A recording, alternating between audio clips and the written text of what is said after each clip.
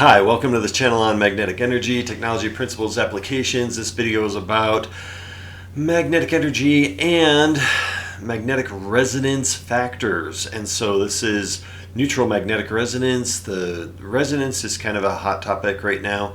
Now, of course, as you know, if you've watched any of these videos, we were given most of this information like in the 70s and 80s.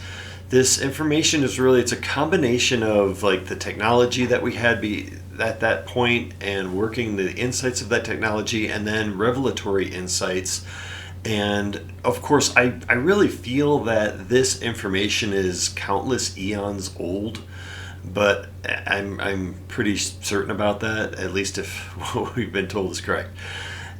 But so it's been that's a long time ago, even just to have it back in the 80s, but it's still relevant today. And it's also interesting just with what's happened with the computer revolution, the EMF revolution, and everything, and how that affects resonance. So let me review a couple things. This is very alternative information. So this is a magnetic etheric model of the universe.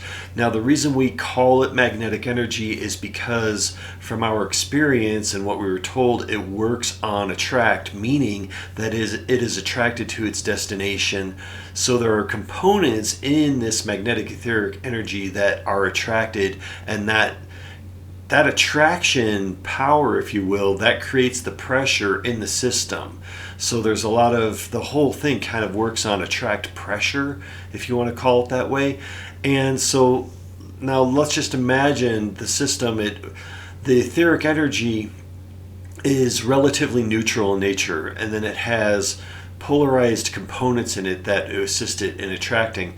So I'm going to use a flower, okay, as an example, because it's easy, it's very delicate, and it's part of nature, and this could just be called a system, okay. And so everything that there could be a system of flowers, rocks, trees, plants, people, animals, the whole planet, solar system, galaxies, and that sort of thing.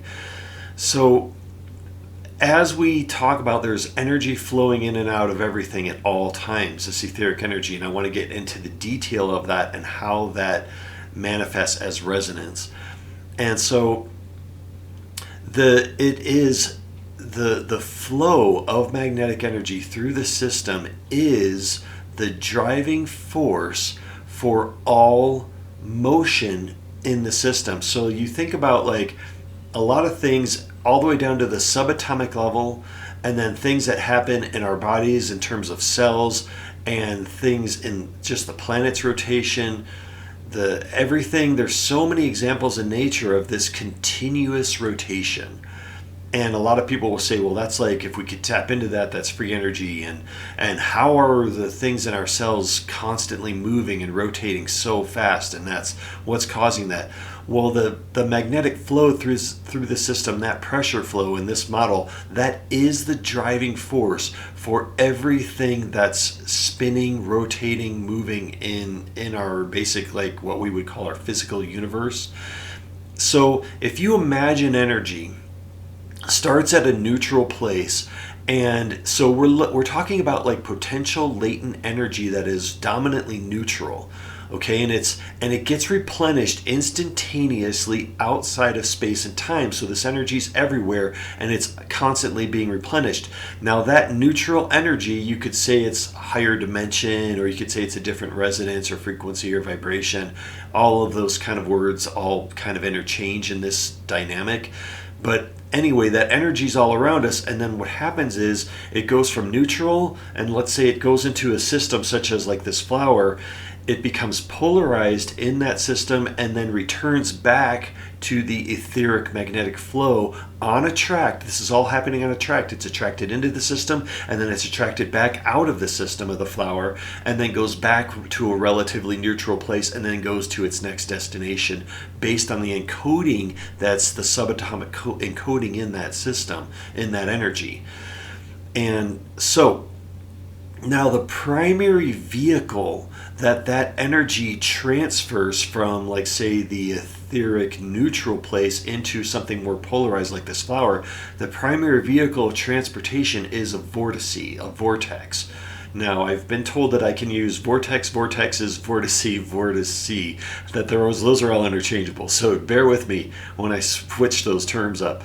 So it's the vortices that take the energy from a neutral place into a polarized place, and there's a lot of dynamics in that, and I've talked about that in other videos, and how the vortice allows for the change of energy, the transmutation of energy, and then there's lots of vortice characteristics, and that's where I'm going to get into it right now. So then it does its job in the system, and then goes through more vortices and then back into neutral. Now, it's the etheric magnetic energy movement through the vortices that creates the resonance that we experience. So like you can detect, for example, around this flower, around our bodies, there are fields of energy around this. At the subatomic level, there could be trillions upon trillions of vortices happening that are going from neutral to polarized and then back to neutral, back into the system. Those vortices in an uncorrupted system, those will be in harmony with each other. They will be in resonance with each other in a beautiful manner and in an amazing manner.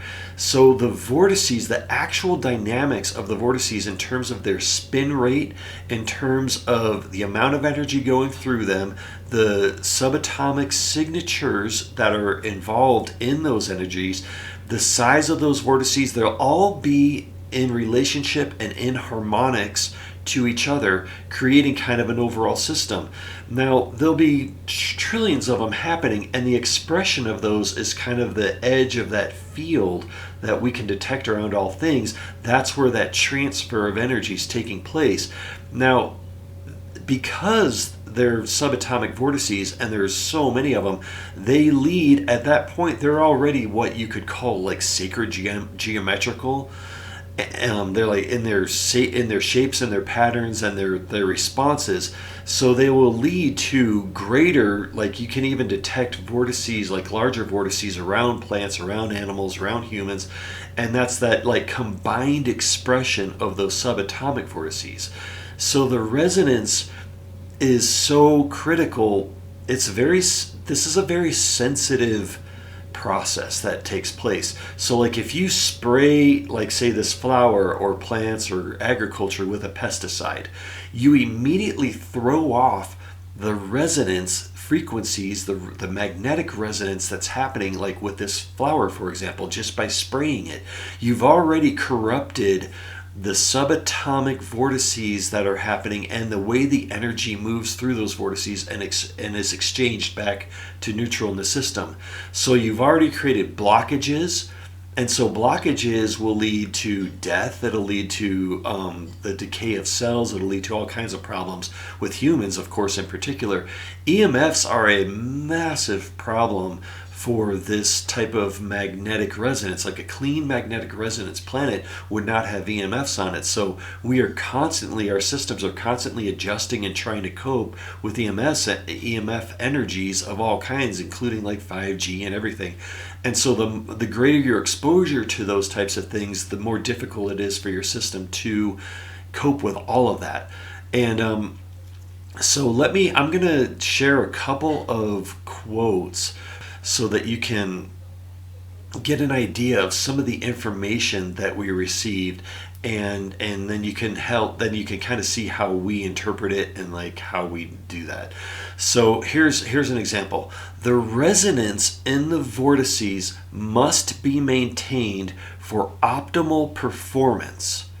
Otherwise, like contamination or alteration or dissonant energies will lead to systemic failure. So that's kind of like that whole idea of saying pollution, for example, in EMFs can lead to systemic failure, which could be like catastrophic, like someone's life ending or getting cancer or something terminal. And the same thing with plants and animals. Here's another one.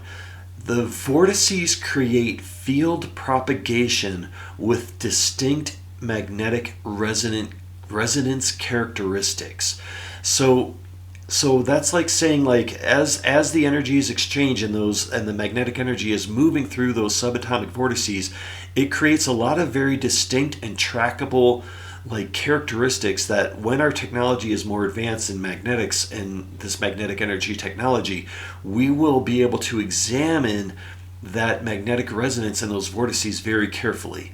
Here's another one. In order to establish sympathetic vibration that attracts naturally resonant energy, you must begin with a neutral signal because we are dealing with a predominantly neutral energy. Now, so this gets into this whole idea of how do we capitalize on this, the magnetic energy that's all around us, and how do we capitalize on the resonance that is formed in that energy exchange. And so one of the ways we do that is, it's just like in these magnetic energy units, we generate neutral magnetic pulsing that then attracts the etheric energy and lets it stay in line with the resonance that it produces when it goes through a system such as a flower. So there's a lot of really cool technology out there right now that uses like high frequency DC pulsing and different types of technology that mimics or replicates certain resonant energies.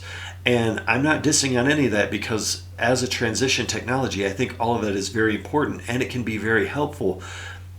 But in this model, the reason that technology doesn't go over the top with change, like for example, like spontaneous regeneration or the spontaneous growth of bones, like the magnetic technology will, is because it's based on electrical technology, and so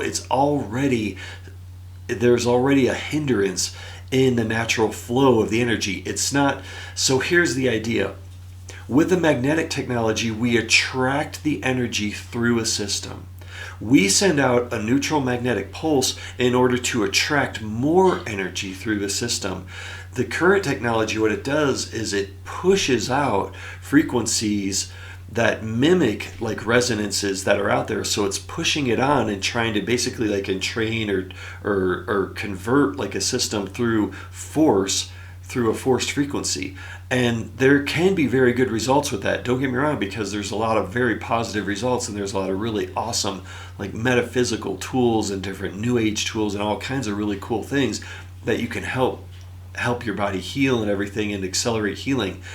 But the magnetic technology is instantly transformative because it amplifies the system. So here's another quote about that. The simplest way to add the desired polarities to your signal is to incorporate them from the object itself. And so that's partly how, like, as long as you stay neutral and you allow the energy of a particular system to be your amplification of that energy, I hope I'm making any sense with that, it really accentuates what's happening. Here's another one. The body knows what to do with a surplus of neutral energy, and it will optimize all systems and remove toxins and dissonant energy structures, like automatically.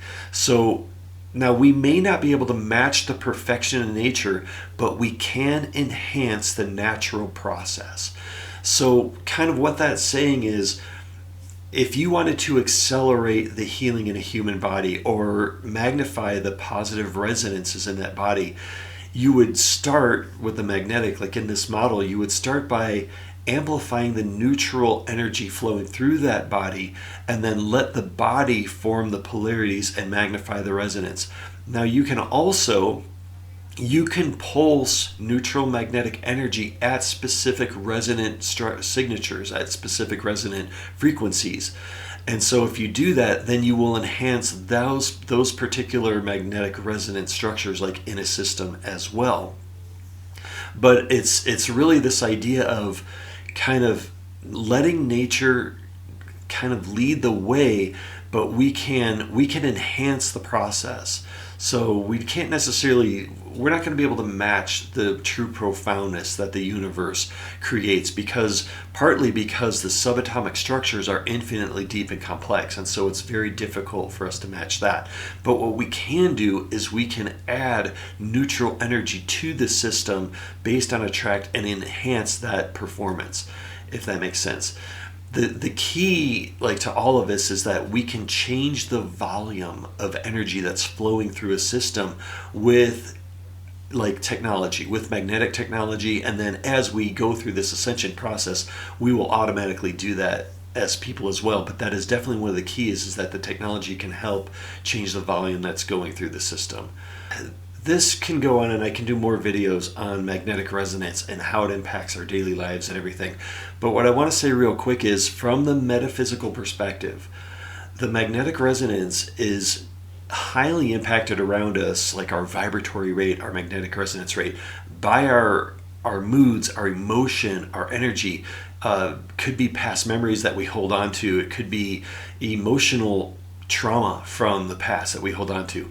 So I think that's partly why it's so important and so valuable to engage in practices, especially if, like, things keep coming up for us over and over, like we can't let a memory go or we can't let pain go, to actively engage in putting those, like, energies, either bring them into the heart center, releasing them through vortices of white light, do all of those different practices, because the subtle energies of magnetic resonance, the resonances that are around us, and there's so many flowing through us, they are really impacted by the energies that we're holding on to and the energies that we currently experience in our day-to-day lives, like the anger, frustration. It could just be anything that causes us to go into that.